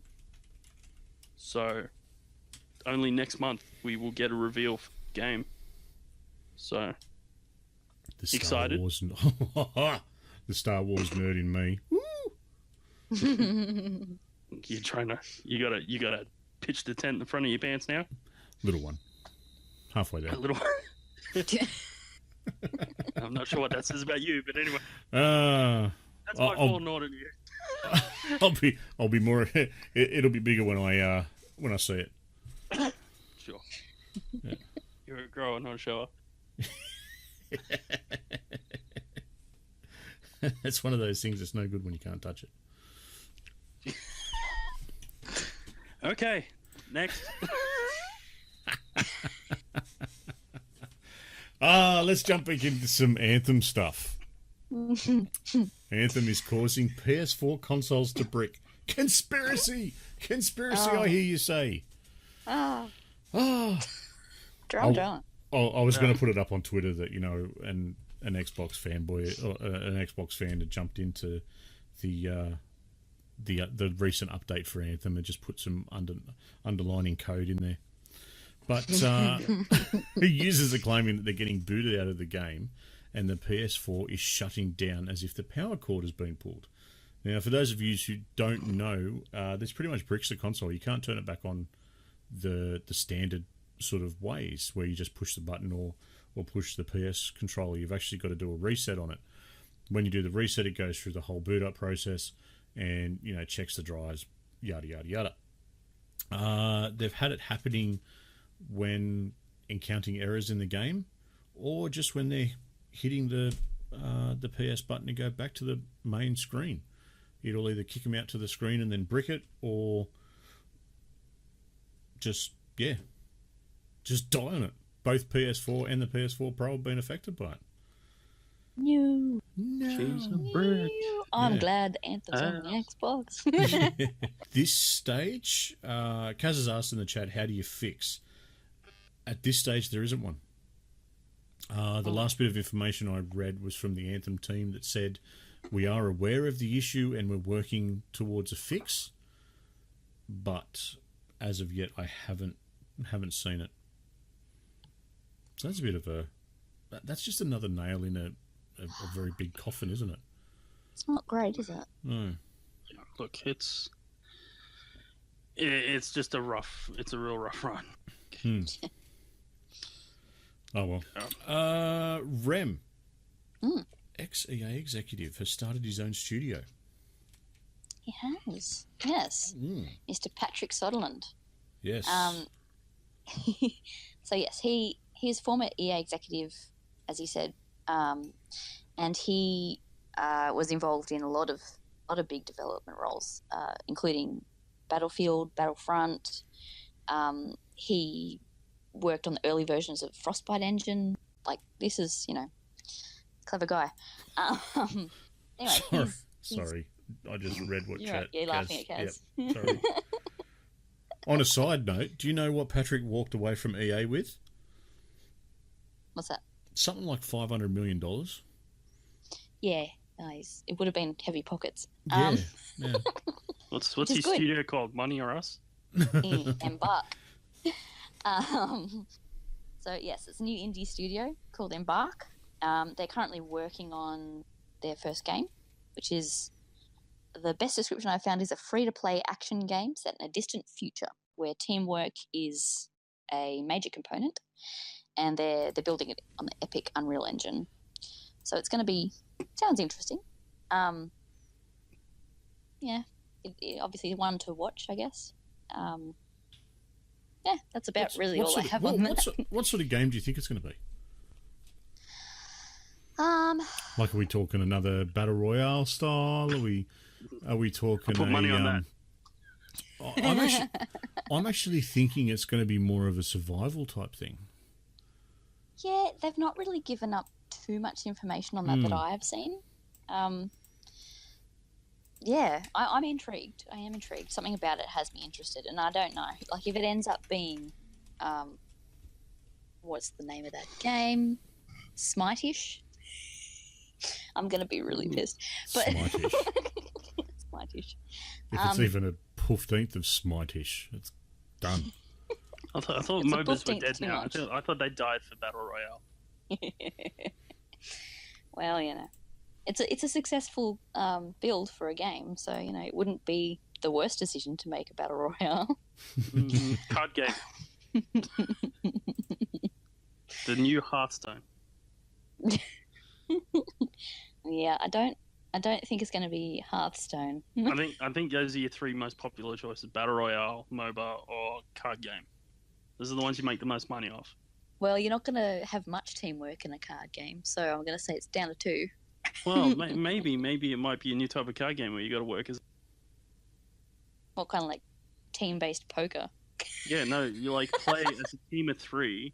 It's like, you know, it's a bit like Canaster of 500 where you play with the person across from you. Only there's 60 people playing, and it's the last pair standing. Oh, So can we mention it's some a of battle Kaz's? royale card game. We mentioned some of Kaz's suggestions here. They are really good. Battle Royale Monopoly. Battle Royale Cleaning the House. That's me all the time. Battle Royale Traffic. Snap is Battle Royale. And Uno is all Battle Royale. That's, yep. Cleaning the House Battle Royale. That's a little too real for me. Battle Royale Traffic, that's just like every morning's commute, isn't it? We all play that game. Yeah. We all lose too. Can't make it. No one wins a chicken dinner in that. What's the radius that you've got to beat? Is that just beating the red traffic lights? Just get as quick as possible. All right, Get through as many traffic lights as possible. Without throwing a club lock. Speaking of battle royales and the insane amount of money that they can make, Apex has passed 50 million players in its first month. Wow, they're doing amazing. Just keeps going strength to strength, doesn't it? I like it. Like Wasn't I said, if they charged $1 for a skin, that's $50 million they'd make because everyone would buy it. Was that 20 million in their first week? Was that right? Yeah, 25 in 72 25. hours, I think. Wow. So they've doubled that already. That's incredible. Yep. Kaz seems to be loving Apex. It feels like Halo. Yeah, I can get that. You know what this is done though. What's that? I was talking to someone the other day because they like playing Fortnite. They said that Fortnite now is just full of sweaties. I'm going, yeah, that's right. It's the sweaties that are still playing because all the filthy casuals have gone over to Apex. Yeah, I must admit, it's Fortnite's a lot harder now. Yeah. Give it about 6 months, they'll even out. Yeah, it'll all even out. That's all right. Greg, Black Ops 4, the Grand Heist. Tell me about this because I played Blackout the other night, and I was waiting for the Division servers to come back up. So I got halfway through my second round of Blackout and got a message going, the servers are up, and delete, turn off, done. So, See ya. see ya. Yep. So I didn't get much of a go of this new Grand Heist thing. So fill us in, mate. All right, so I'll tell you, it comes with a new specialist called Outrider. She has explosive arrows and a drone that can tag people. It comes with a new SMG, shoddy, and melee weapon you can play with. There's 2 new multiplayer maps called Lockup and Casino. There's a new island area in the Blackout Island called Ghost Town, which is kind of based on the Outlaw multiplayer map, and there's caverns underneath which are based on the zombie map Buried. There's a new zombies mode called Gauntlet, and there's a new multiplayer game called One in the Chamber, which essentially means you start the game with 1 bullet Nice. and 1 life. Wow. And They're good. They're good fun. Those ones. It's like the 2020 of. If you shoot someone or melee someone, you get an extra bullet and you get 100 points. Oh, And that's the person- awesome. And the person who is obviously the last man standing with the most points wins. Oh, I'm going to lose that bag so bad. So bad. So there's that. I did some reading. So the advertising for it seems, I haven't read anything that remotely looks like the advertising. The advertising makes it look like they're doing like a sort of Payday kind of esque mission thing where you've got to go in and you rob somewhere and then you've got to get out kind of thing. That's what the ads are showing me, but I haven't read anywhere that highlights this kind of gameplay. So when I first saw it, I was like, what the hell? Like, there's Blackouts finally not know what it is anymore. They're just trying to cater to everyone's. Yeah, well, from everything. my run around in Blackout, there were more vehicles you could get a hold of. So I think there was just some of that put in. But again, vehicles in a battle royale, they're great to get around, but they also make a lot of noise and they're a big target. Anyway, that's available now. What should we go with next? How about we go with Trine? Did you guys play any of the Trine games? No. My brother was a big fan. Hard to remember what they even are. I believe they're a 2.5D sort of thing. Anyway, Trine has a big following, and there's been a lot of people looking forward to Trine 4. So I got an email through today, which I'm in the process of putting up on our website. Trine 4, The Nightmare Prince, has been confirmed with an Ultimate Collection available. So I don't have any release date. Well, not that I've read. I haven't read the full release yet. It doesn't seem to have a date at the top, so I'm not sure as yet. But the Ultimate Collection at retail stage will include Trine 1 to 4, a Trine series original soundtrack, the Trine 4 digital art book, a collector's reversible cover sheet, and a physical Trine 4 world map, which I thought was a bit cool. So what's the subtitle of Trine 2? Trine 2?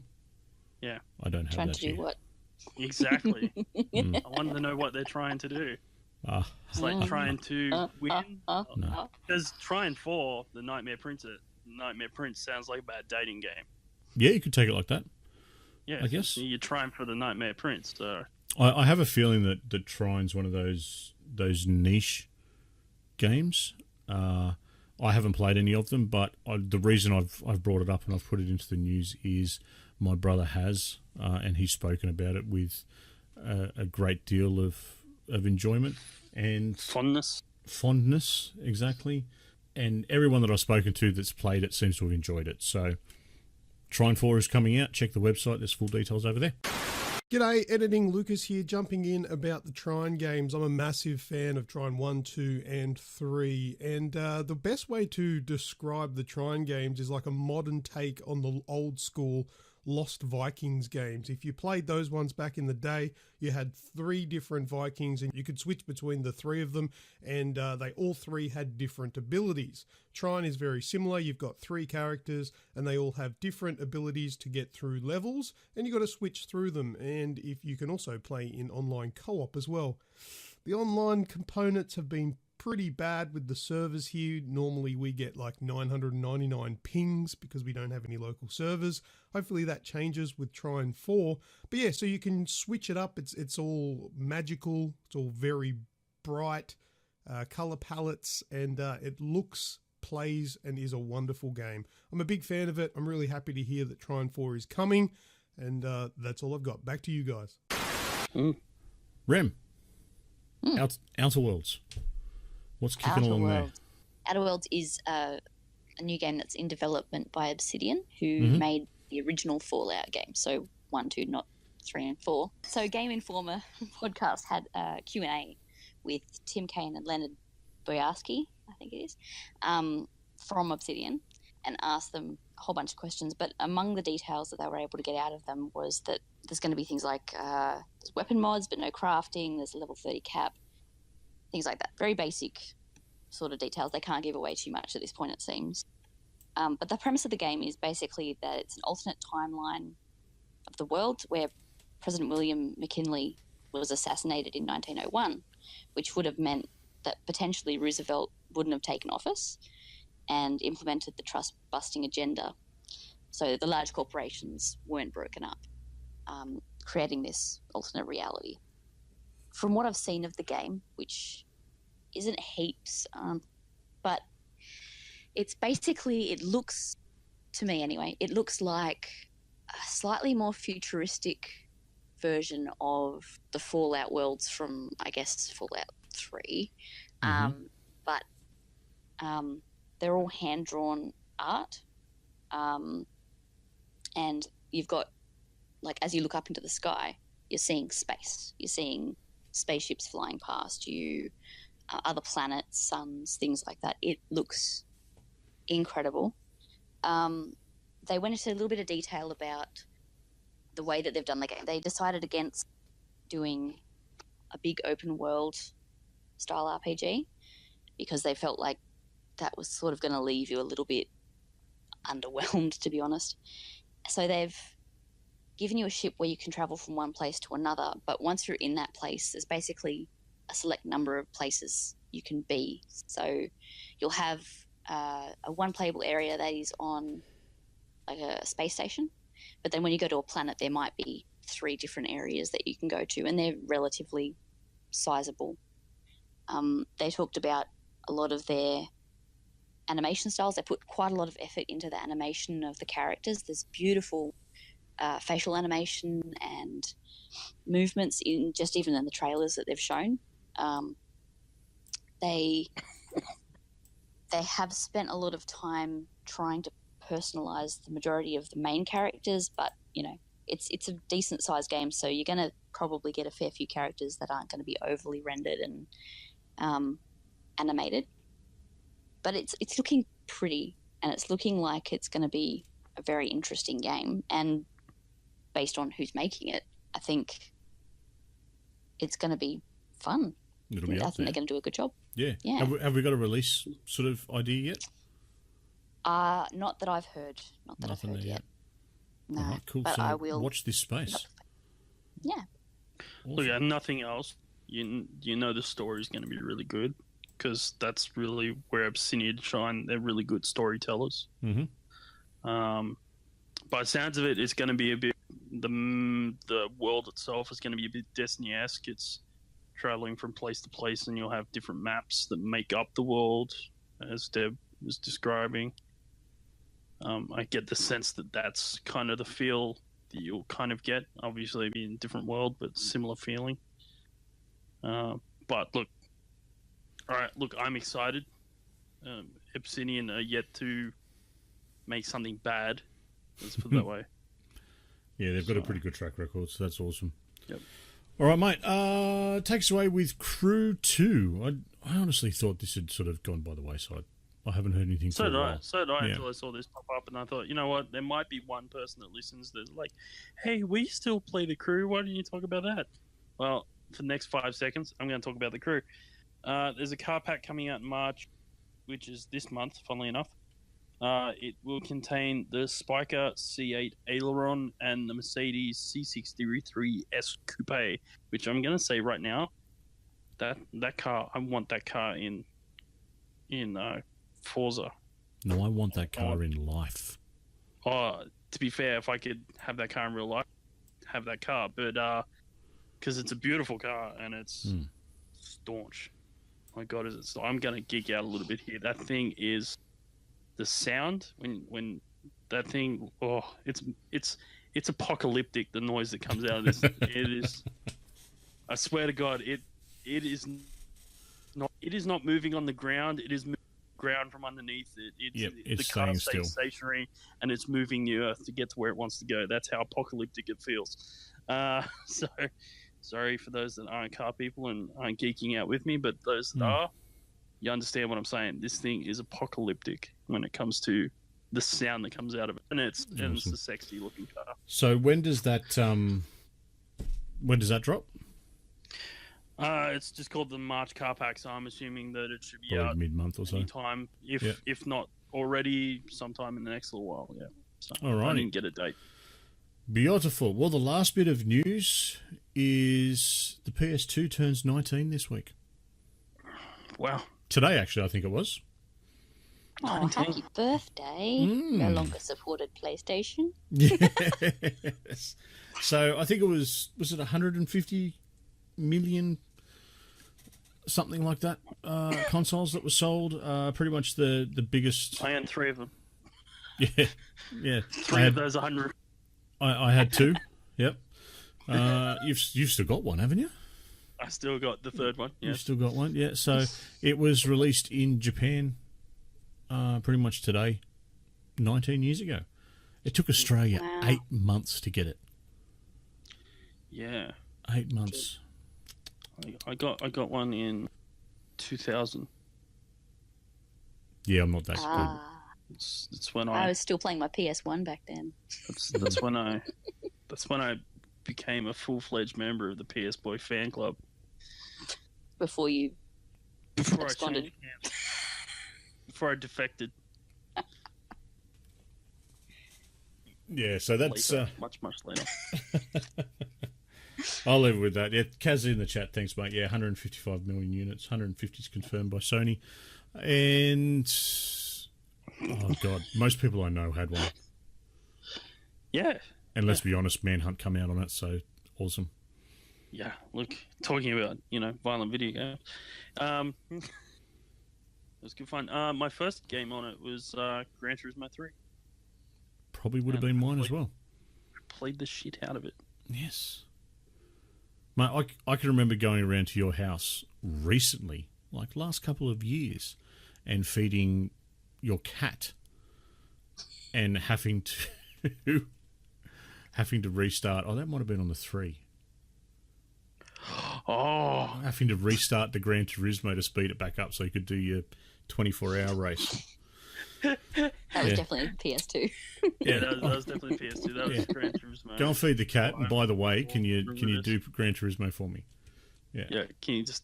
It's on a 24-hour race on the Nürburgring. Can you just speed up speed B-Spec it up again? So speed up the B-Spec. Get home. What, you didn't have to do calculations? How many pit stops? How much fuel? How much tire? No, I was just running B-Spec. I just let it go. B-Spec. I trained B-Spec well enough. I thought about taking. I did think about taking over because there was enough laps in it. Parking in the wall. Parking it in the wall somewhere. Yeah. My B-Spec driver would have had enough laps, and even if you parked in the wall, I had a few hours up my sleeve. Yeah, you had a few hours up your sleeve. I think he was going well. Yeah. Alrighty, well that's all for news, everybody. So let's jump into some last words. I've got some big last words this week. First one straight off the rank. Devil May Cry 5 is coming out. Well, by the time this goes live, it will have just come out.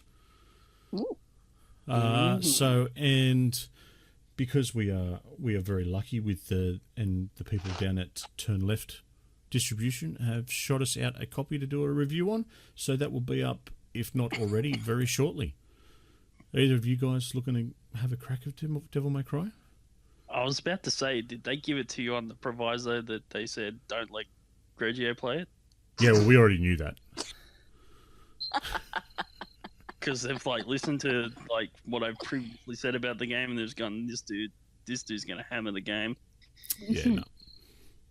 No? Oh, that's right. What about you, Remy? Looking DMC at having a crack? DMC's not a game that I've actually tried any of, so No? I'm always willing to give it a crack. I'm liking the idea of being able to use a motorbike as a weapon. Well, that's not a bad thing. That's not a bad thing at all. So Except for no, I'm not going there. Yeah, leave it we alone. know. we all know this. I've had enough time on my soapbox this week. Yes. I don't think I've used it all up yet, but I'll save it for what's coming up. All right. The other big thing I've got is someone's on Twitter. Yes. Yeah. Yes. So this is not really last words. It's more of a warning / public service announcement. If you cast your mind back, you might remember someone who was sticking their head in really where it wasn't wanted because he's just that's what he does. But Leo Bones is on Twitter. How does he fit his mullet? It's weird. I don't know. He joined, he followed me, and then he got booted. And I'm pretty sure because he joined late in the day, Twitter was over their mullet limit for the day. So that's why he got kicked and he wasn't allowed to join until the next morning. And anyone that's actually thinking of going over there, what I suggest you do is you go visit your GP and make sure you've got all your shots before you go over there. Just a public service announcement. Just a public service announcement. Kaz has asked in the chat, who is Leo Bones? Leo Bones is best experienced, not described. Yeah. So Not check without out. protection, but yeah. Yeah. You've got to experience it. For anyone who is also asking that question, go on over to our YouTube channel and have a squiz. There's a couple of bits and pieces over there from Leo, and let's just say he doesn't pull any punches. Oh no. So enjoy. And if anyone wants to have a look and follow him on Twitter, it is @LeoBones4. But beware.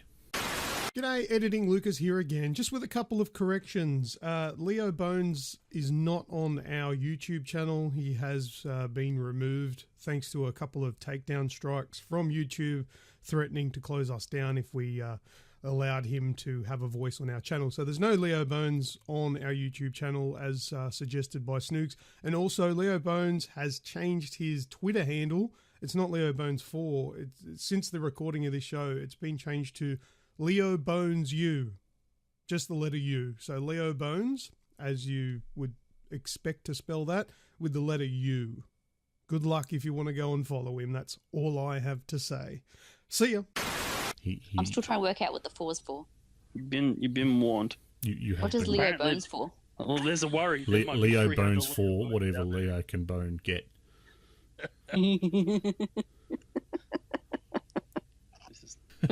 For boning Leos, according to Kaz. I'm sure he bones his own hand plenty. Grejio, you've got some last words this week, mate. After missing out on last week, you've got a couple of bits to jump in on. Yeah, so you guys had a couple of things you talked about last week, and there was a few things you pondered that you might like my opinion on, and some you didn't. And I'm just going to give you my opinion anyway. You didn't have to ask. I didn't have to ask. So one of them was you guys talked about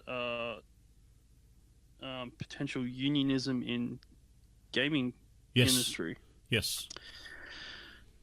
I assume the reason that you suggested I might have an opinion is due to my affiliation with union membership in my own industry.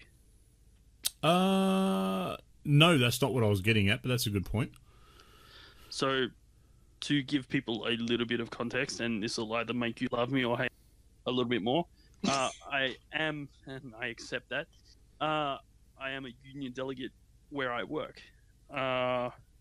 So I'd actually forgotten about that. Yeah. So obviously my opinion of unionizing the game industry is a positive one in my opinion. I'm really going to try not to be preachy and jump on my soapbox about this. But essentially, it's a good thing for the people working there. At the moment, it's a fairly new industry, and as we can see, the corporation of the gaming industry is not paying out so well. I would suggest that, and for many reasons, not just lack of control of the creative people within those companies, but some of the stuff that's being put out is showing that that's not necessarily a positive thing. At the same time, it is a double-edged sword. You need some sort of corporation to bring in money and make big projects that we like playing.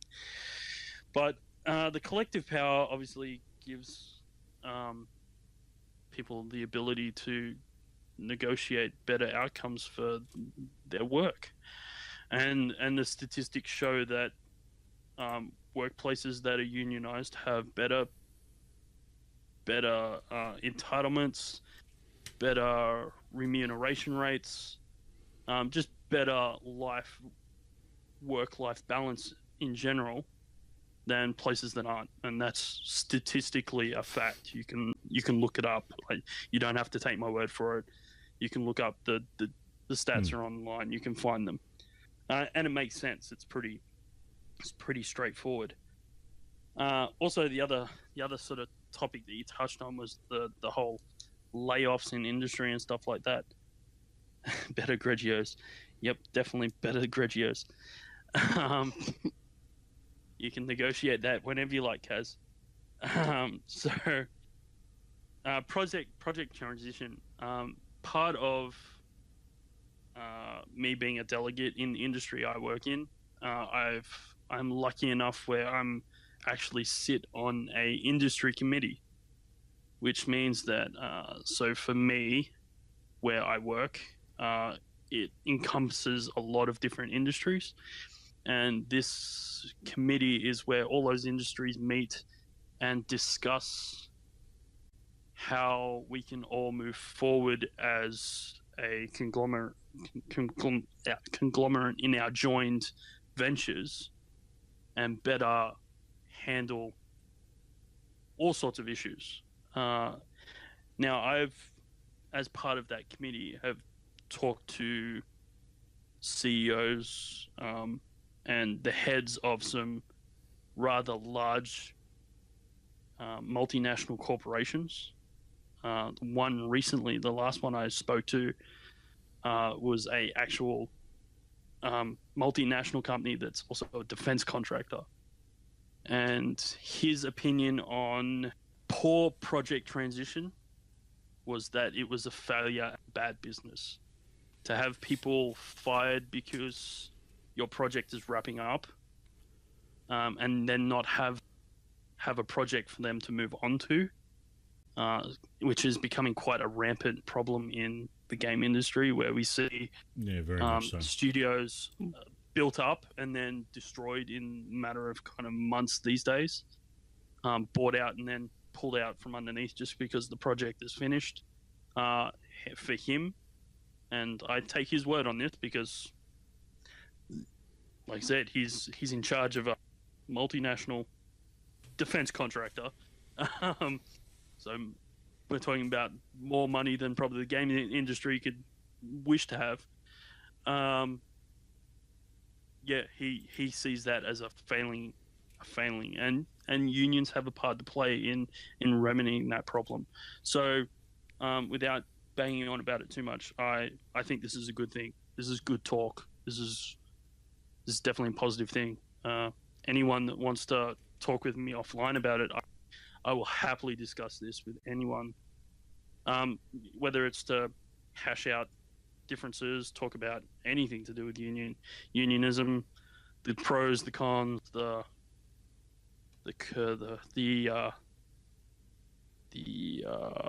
positive and negative.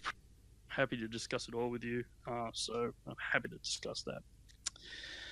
Moving on to the next thing you guys talked about was Killzone. Mm-hmm.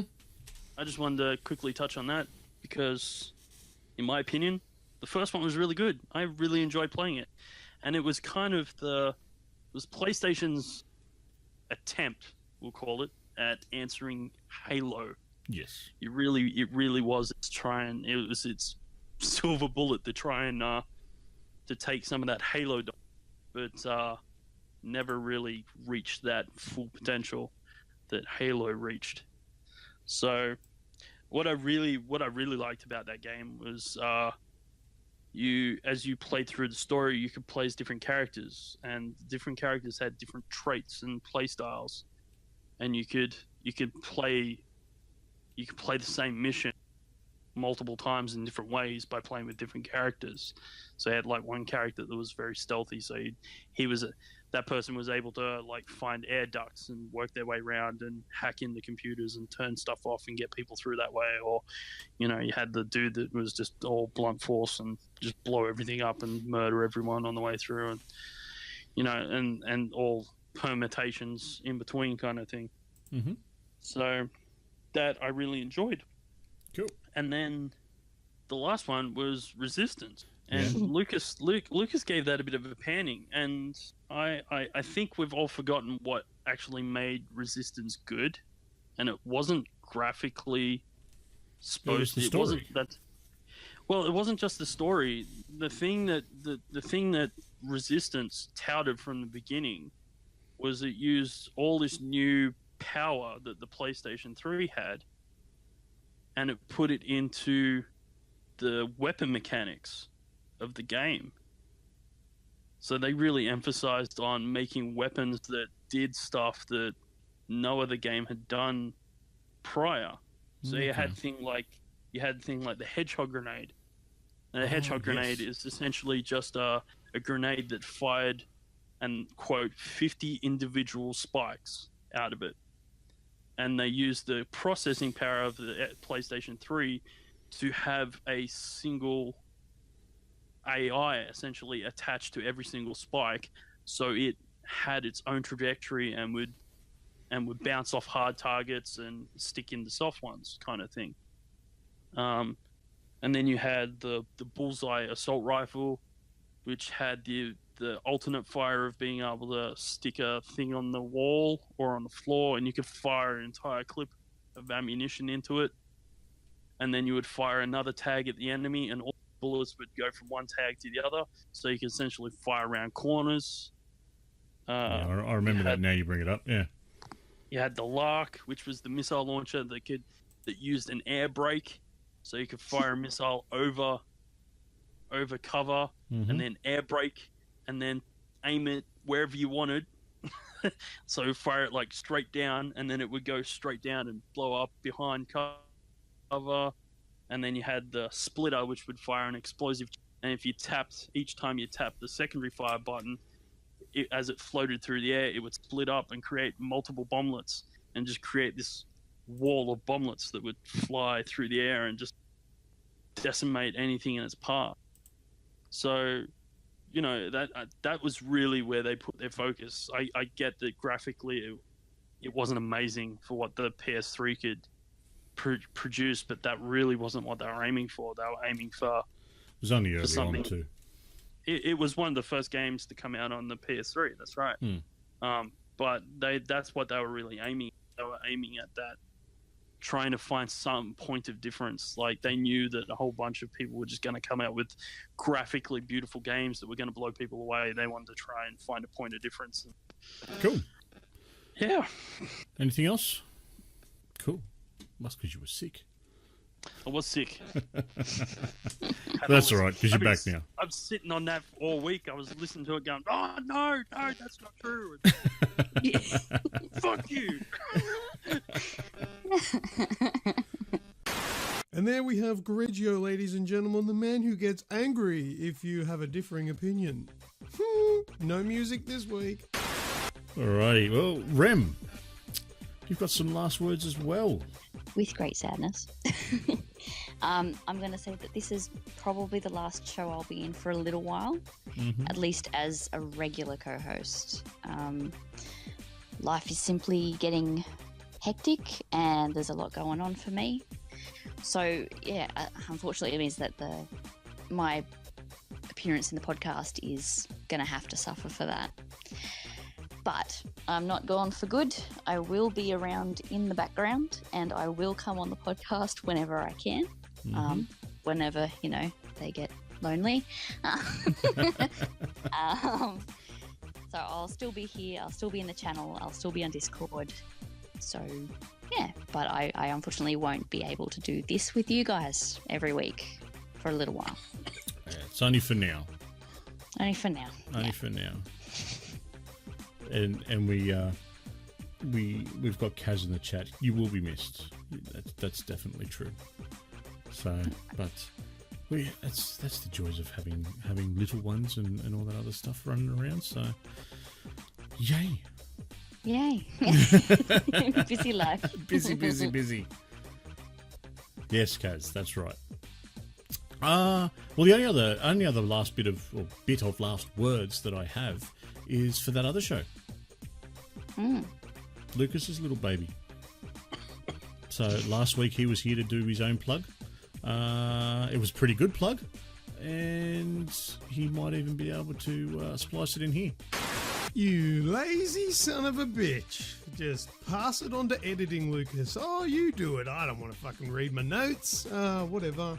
That other show is a small 20-minute show that I do on my own, and also sometimes have special guests. Have had special guests in the past, such as Uncle Chunt and Radicus. Go and check it out. It's available on the Aussie Gamers Experience YouTube channel, and also on Apple Podcasts. Just search for That Other Show.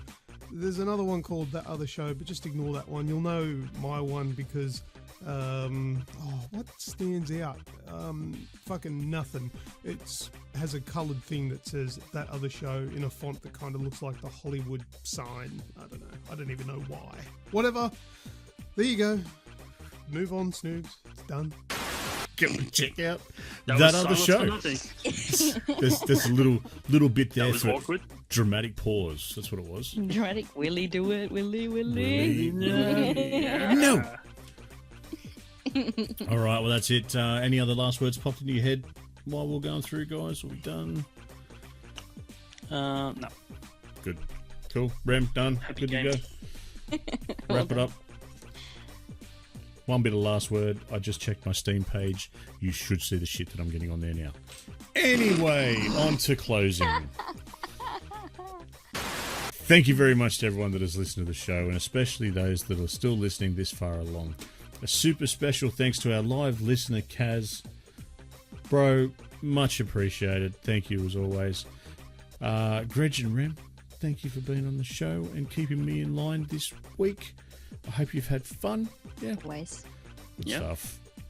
A special shout out to Lucas for all his editing and all the bits and pieces that he does in the background. To all of our listeners, feel free to continue any of the topics that we have discussed on this show on our Facebook page or Discord channel. To get in touch with us directly, you can shoot us an email at info@theagexp.com. Don't forget to leave us a review, comment on your preferred listening platform. Links to everything is in the podcast show notes and descriptions below, above, left, right, wherever it's found. That's all from me. As always, I am Snoogs. I'm Remutha. I have been Grejio. So, yes. Ooh, okay, that's the end of this week's podcast. And if you found yourself shouting at your speakers in disgust or maybe even in pleasure, make your way over to our Discord server and make a comment in the appropriate channel. Failing that, you can also have your say over on our Facebook page, or you can just tweet at us. Searching for the Aussie Gamers Experience will usually lead you in the right direction, but you could just use the set of links that are in the show description. This podcast is available through Spotify, Apple Podcasts, Stitcher Radio, iHeartRadio, and plenty more. Thank you very much for listening, and we hope to see you on the next episode of the official podcast of the Aussie Gamers Experience.